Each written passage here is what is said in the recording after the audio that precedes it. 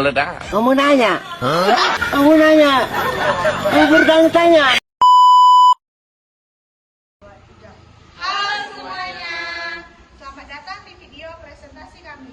Pada kesempatan kali ini, kami akan membahas paradigma governance.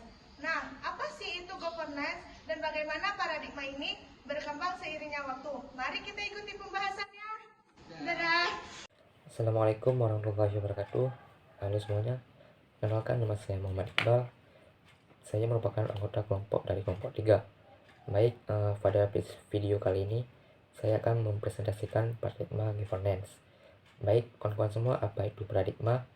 Paradigma itu merupakan suatu pola pikir, model atau kerangka konseptual untuk memahami dan menginterpretasi dan menyelesaikan suatu permasalahan. Sedangkan paradigma governance yaitu merujuk pada kerangka atau pendekatan yang digunakan untuk mengelola, mengatur suatu organisasi.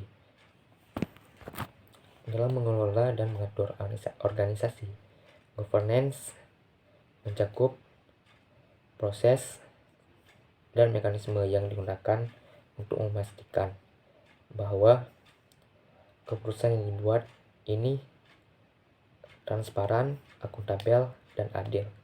Paradigma governance juga melibatkan interaksi antara berbagai pemangku seperti pemerintah, masyarakat, dan sektor swasta. Dalam membuat satu kebijakan yang adil, governance muncul sebagai penggerak atau mengadili suatu permasalahan sosial seperti berkurangnya ekonomi Indonesia dan meningkatnya angka pengangguran. Dari sektor pemerintahan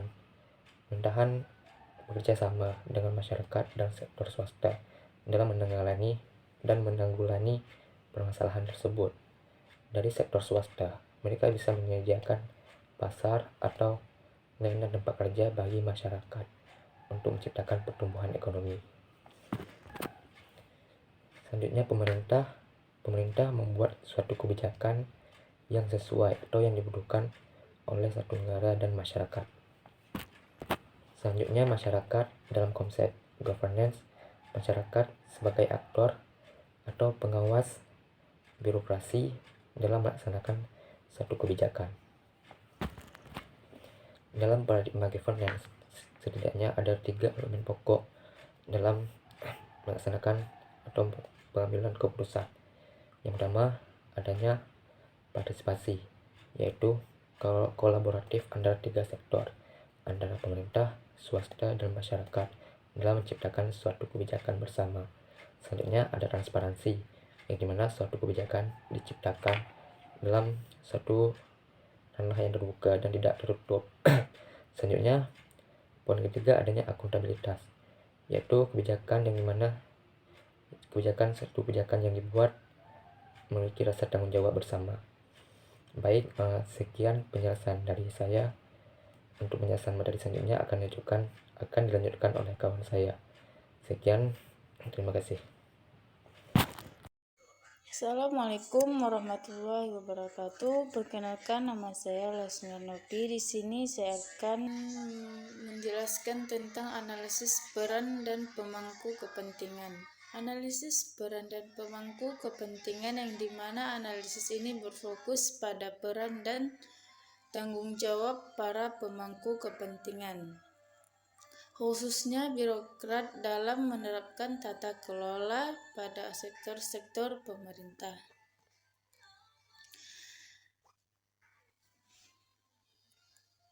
Hal yang perlu diperhatikan dalam analisis peran dan pemangku kepentingan yaitu siapa aja pemangku kepentingan yang terkait dengan suatu kebijakan atau keputusan. Kemudian, apa saja kepentingan dan kebutuhan pemangku kepentingan tersebut. Kemudian, bagaimana peran dan tanggung jawab masing-masing pemangku kepentingan dalam proses pengambilan keputusan. Selanjutnya ada bagaimana proses pengambilan keputusan dapat dirancang untuk memastikan partisipasi, transparansi, dan akuntabilitas. Terima kasih. Assalamualaikum warahmatullahi wabarakatuh. Assalamualaikum warahmatullahi wabarakatuh. Perkenalkan, nama saya Anggun Fahrizal. Saya di sini akan membahas dua materi. Yang pertama, pemangku kepentingan internal. 1. Pemerintah yang memiliki wewenang dan tanggung jawab dalam membuat dan mengimplementasikan kebijakan. Yang kedua, instansi pemerintah, yaitu kementerian, departemen, atau badan pemerintah terkait dengan suatu kebijakan atau keputusan.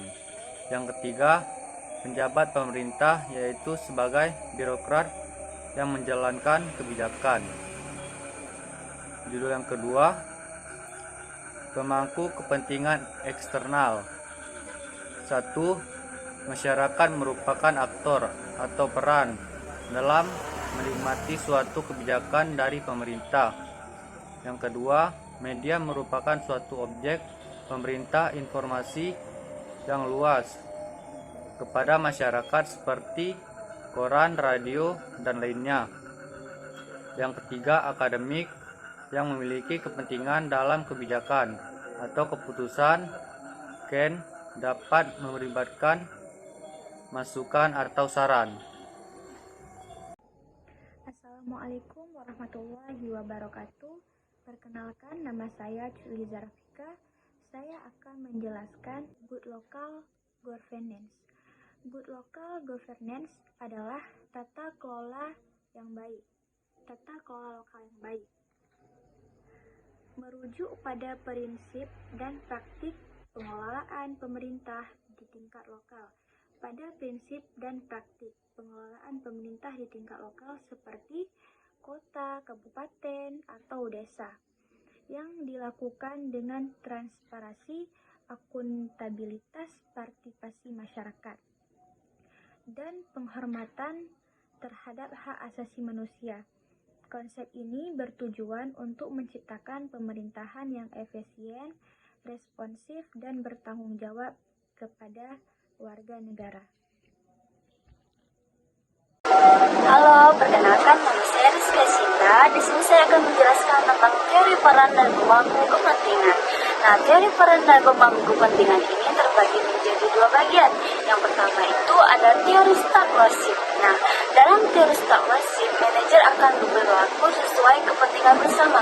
Pasti kalian bertanya-tanya kan, kenapa sih harus manajer itu berperilaku sesuai kepentingan bersama? Karena ketika kepentingan steward dan pemilik tidak sama, steward akan berusaha bekerja daripada menentangnya. Kenapa sih harus menentangkan gitu kan? Kenapa harus menentangnya?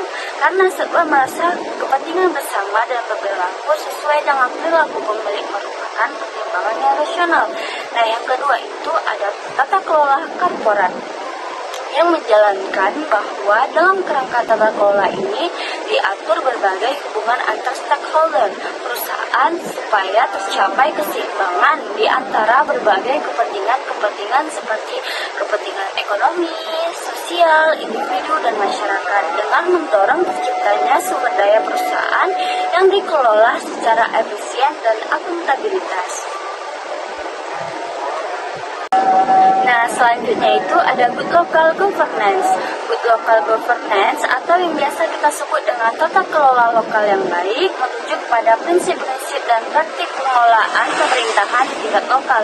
Seperti apa sih? Seperti di kota, kabupaten, atau desa yang dilakukan dengan transparansi, akuntabilitas, partisipasi masyarakat, dan penghormatan terhadap hak asasi manusia.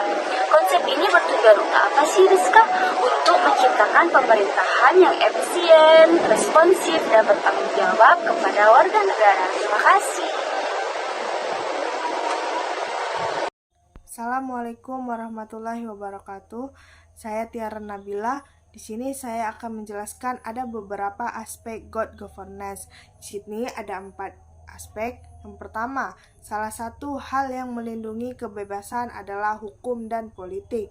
Yang kedua, kemampuan untuk mengelola beroperasi secara transparan. Yang ketiga, ada distribusi yang regional. Yang terakhir, ada menciptakan pasar yang kompetitif. Di sini saya juga akan melanjutkan ada beberapa kasus. Nah, di sini saya akan menjelaskan kasus governance, revolusi birokrasi di Indonesia. Pengalaman sejumlah negara menunjukkan bahwa reformasi birokrasi merupakan langkah yang menentukan dalam pencapaian kemajuan negara tersebut.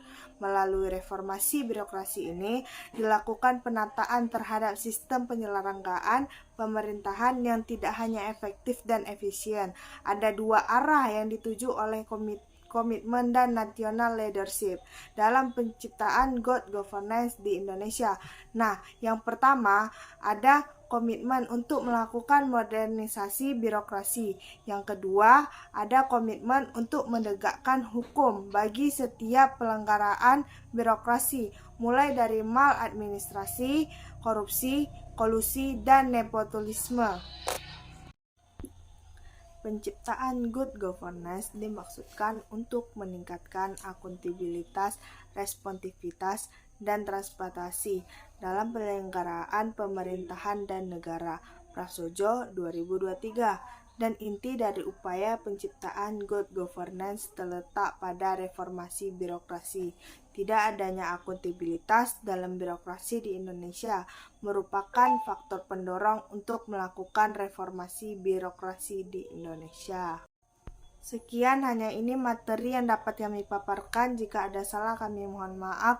Terima kasih telah menyaksikan video kami. Kami dari kelompok 3. Assalamualaikum warahmatullahi wabarakatuh.